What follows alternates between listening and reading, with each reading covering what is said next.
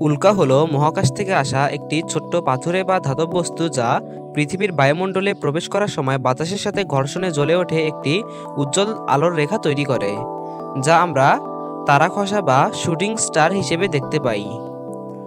যদি এই বস্তুটি বায়ুমণ্ডলে টিকে থেকে পৃথিবীতে পতিত হয় তখন তাকে উল্কাপিণ্ড বলা হয়।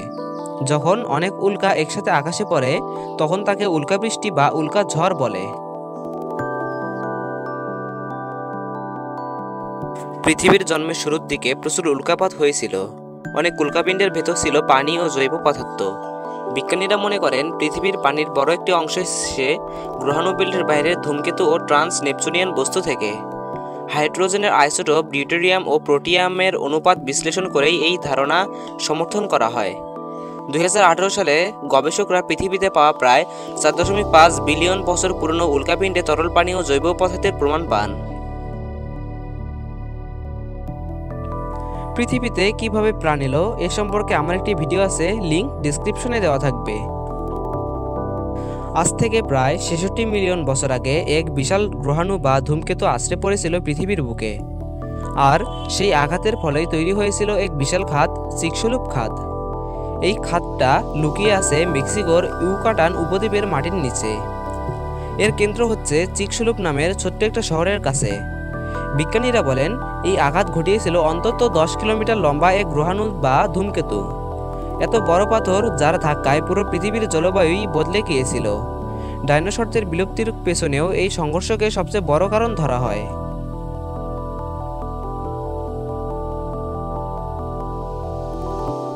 1908 সালে সাইবেরিয়ার তুঙ্গুস্কায় একটি গ্রহাণু আঘাত হানে, যার ফলে প্রায় কয়েক হাজার বর্গ কিলোমিটার এলাকার গাছপালা ধ্বংস হয়ে যায়। এটি ছিল রেকর্ড করা ইতিহাসের সবচেয়ে বড় প্রভাবের ঘটনা, যেখানে 15 থেকে 30 মিলিয়ন টন টিএনডির সমান শক্তি নির্গত হয়েছিল। সাইবেরিয়ার ওই জায়গাটি এতই দুর্গম ছিল যে কোনো মানুষ এটি সচক্ষে দেখতে পারেনি, যদিও এর শব্দ 500 কিলোমিটার দূর থেকেও শোনা গিয়েছিল। 1998 সালে নাসা একটি গুরুত্বপূর্ণ ঘোষণা দেয়। তারা জানায় যে পৃথিবীর কাছে আসা বড় আকারের গ্রহাণু ও ধূমকেতুগুলো অর্থাৎ নিয়ার আর্থ অবজেক্ট বা NEOS গুলো খুঁজে বের করার জন্য একটি দীর্ঘমেয়াদী প্রোগ্রাম চালু করা হবে। এই প্রোগ্রামের নাম ছিল স্পেস গার্ড সার্ভে। এটার লক্ষ্য ছিল অন্তত 1 কিলোমিটার বা তার চেয়ে বড় আকারের সব গ্রহাণু ও ধূমকেতু শনাক্ত করা, যেগুলো ভবিষ্যতে পৃথিবীর সাথে সংঘর্ষ ঘটাতে পারে সেগুলো আগে থেকে ট্র্যাক করা। নাসা তখন ঘোষণা করে যে তারা পরবর্তী 10 বছরের মধ্যে পৃথিবীর কাছাকাছি থাকা এই ধরনের অন্তত 90% বড় গ্রহাণু চিহ্নিত করবে। কারণ বিজ্ঞানীরা হিসাব করেছিলেন যদি 1 কিলোমিটার আকারের কোনো গ্রহাণু পৃথিবীতে আঘাত করে তবে সেটা হবে বৈশ্বিক ধ্বংসের মতো ঘটনা, অর্থাৎ পৃথিবীর জলবায়ু বদলে যাবে, বিশাল প্রাণী বিলুপ্ত হবে এবং মানব সভ্যতার অস্তিত্ব ঝুঁকিতে পড়তে পারে। এই ঘোষণা দেওয়ার পর থেকেই নাসা ধারাবাহিকভাবে গ্রহাণু ট্র্যাক করার জন্য বিশেষ টেলিস্কোপ আর স্পেস মিশন ব্যবহার করছে। নাসা ও অন্যান্য সংস্থা নিয়মিতভাবে নতুন গ্রহাণু খুঁজে বের করছে, তাদের কক্ষপথ শনাক্ত করছে এবং রিস্ক টেবিল তৈরি করছে যাতে জানা যায় কোনটি কখন সম্ভবত বিপজ্জনক হবে।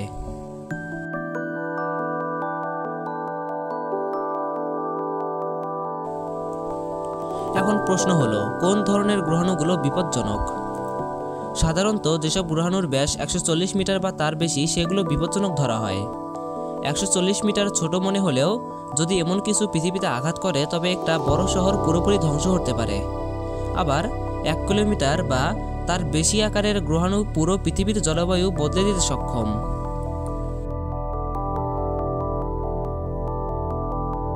যে সকল গ্রহাণুগুলো পৃথিবীর কক্ষপথের কাছাকাছি দিয়ে যায় তাদের বলা হয় নিয়ার আর্থ অবজেক্ট বা NEOS। এর মধ্যে যদি কোনো গ্রহাণু পৃথিবী থেকে 7.5 মিলিয়ন কিলোমিটারের মধ্যে হয়, মানে পৃথিবী থেকে চাঁদের দূরত্বের প্রায় 20 গুণ, আর আকারেও বড় হয়, তাহলে সেটা সম্ভাব্য বিপজ্জনক।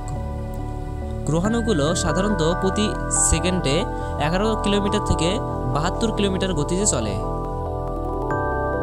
এত গতির সঙ্গে ভর যোগ হলে আঘাতের শক্তি হয় পারমাণবিক বোমার চেয়ে হাজার হাজার গুণ বেশি। জ্যোতির্বিদরা কোন ধরনের গ্রহাণুকে ঝুঁকিপূর্ণ মনে করেন? জ্যোতির্বিদরা প্রধানত সেই সব উল্কা বা গ্রহাণুকে ঝুঁকিপূর্ণ মনে করেন যাদের ব্যাস 140 মিটারের বেশি এবং যেগুলো পৃথিবীর 0.05 জ্যোতির্বিদ্যা একক দূরত্বের মধ্যে আসে, কারণ এগুলি পৃথিবীতে আঘাত হানলে ব্যাপক ক্ষতি করতে পারে। 0.05 জ্যোতির্বিদ্যা একক দূরত্ব বলতে প্রায় 7.5 মিলিয়ন কিলোমিটারকে বোঝায়। 1 কিলোমিটারের বেশি ব্যাসের বড় উল্কাপিণ্ডগুলোকে বিপজ্জনক হিসেবে চিহ্নিত করা হয় এবং এগুলো প্রায় 90% শনাক্ত করার লক্ষ্য নির্ধারণ করা হয়েছে। প্রতিদিন প্রায় 100 টন ধুলো ও ছোট ছোট কণা পৃথিবীতে পড়ে, তবে এদের বেশিরভাগই বায়ুমণ্ডলে পুড়ে যায়। গবেষণা অনুযায়ী প্রতি 30 সেকেন্ডে অন্তত একটি 1 মিলিমিটার আকারের উল্কাপিণ্ড পৃথিবীতে পড়ে। এগুলো সাধারণত বায়ুমণ্ডলে ঘর্ষণে জ্বলে গিয়ে উল্কা হিসেবে দেখা দেয়। 1 মিটার আকারের উল্কাপিণ্ডগুলো বছরে প্রায় একবার পৃথিবীতে আঘাত করে, তবে এগুলো সাধারণত আকাশে বিস্ফোরিত হয়, মাটিতে পৌঁছাতে পারে না। সাধারণত 25 মিটার আকারের উল্কাপিণ্ডগুলো গড়ে প্রতি 100 বছরে একবার আঘাত করে এবং 140 মিটার বা তার বেশি আকারের গ্রহাণুগুলো খুবই বিরল, গড়ে প্রতি 10,000 বছরে একবার আঘাত হানতে পারে। উল্কার আঘাত হচ্ছে একটা মহাজাগতিক বিপর্যয়। এর থেকে বাঁচতে বিজ্ঞানীরা প্রতিনিয়ত নানা রকম কাজ করে যাচ্ছেন। 2005 সালে নাসার তৈরি ডিপ ইম্প্যাক্ট মহাকাশযানটি টেম্পল 1 নামের একটি গ্রহাণুকে আঘাত করে, যার ফলে টেম্পল 1 এর কক্ষপথ কিছুটা বিচ্যুত হয়। 2022 সালে নাসার একটি মিশন ছিল ডার্ট মিশন।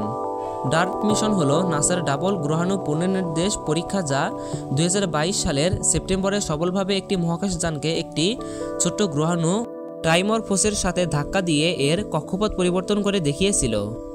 এই গ্রহ প্রতিরক্ষা প্রযুক্তি প্রদর্শনের লক্ষ্য ছিল পৃথিবীতে আঘাত হানতে পারে এমন গ্রহাণুদের গতিপথ পরিবর্তন করার একটি কার্যকর উপায় হিসেবে একটি মহাকাশযানকে ব্যবহার করা।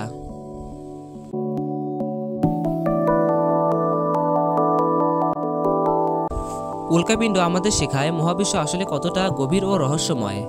আজ আমরা যত জানতে পারছি ততই আমাদের জ্ঞান বৃদ্ধি পাচ্ছে। পৃথিবী থেকে উল্কাবৃষ্টি দেখতে যতটা ভালো লাগে, তেমনি এর বিভীষিকাময় দৃশ্য দেখলে গা শিউরে ওঠে।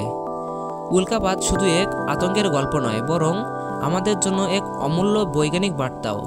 এই উল্কাগুলোই পৃথিবীতে পানি এনেছে, প্রাণের সম্ভাবনা তৈরি করেছে এবং আমাদের গ্রহের ইতিহাসকে আরও স্পষ্ট করেছে।